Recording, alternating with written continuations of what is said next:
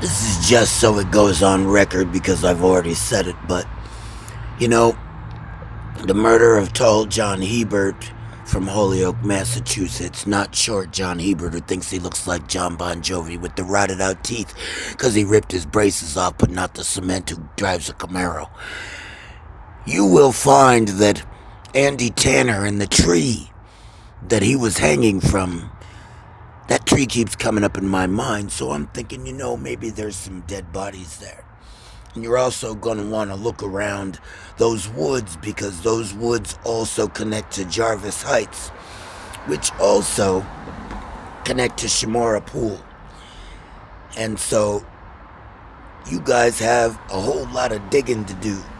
I don't know how you're going to find the dead bodies, but you're going to find a lot of remains there. Because I remember as a child, a woman who lived across the street from me with a young daughter, and she was babysitting me.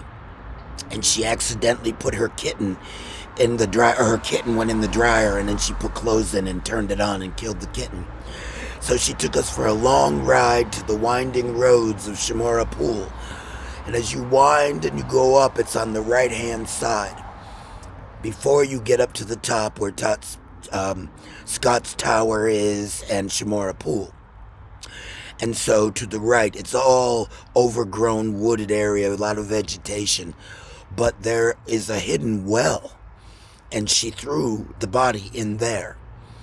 And I always wondered in my life when I thought of this time, because it's the only time I ever had anything like that happen to me, how did she know about that very hidden area? And then she moved away, and I never saw her again. So I think what you're going to find is that you might have yourself a body dumping area because it's very overgrown. And I don't know if they ever built up anything in that area, but at the bottom of that area is another pool. I can't remember the name of what they call that park, and there's a pool, like a wading pool for kids, little kids. And when you walk down the end of that street, it's cordoned off, but there's a water thing, a tunnel that goes through underneath from Shamora Pool for runoff water. And it always struck me that at the end of that water area, that tunnel, when you come out to the right, is Danny Seward's house.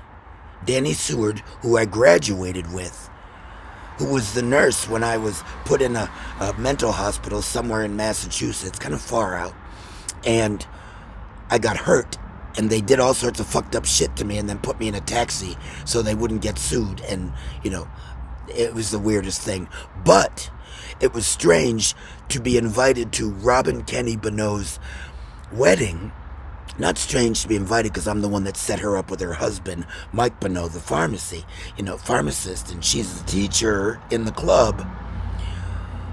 But the strange thing to me was I looked up and hadn't seen him before. But Danny Seward was at the wedding. And it's not strange because we all graduated together, but it was Danny Seward's reaction when I saw him. And he looked at me and he was like, And I was like, why are you saying that to me? That's a HIPAA thing. You can't be saying anything. But of course, if he's a member, he's going to. Oh, the webs you all weave. All the nurses, Barbara Prue and Anne Shea's mother and, Holly Prue and the deaths in her family and their family and Chris Prue, and I bet you good old Sally, the girl he's been living with and raising her kids instead of his own with Tilly, I bet you she's a member too.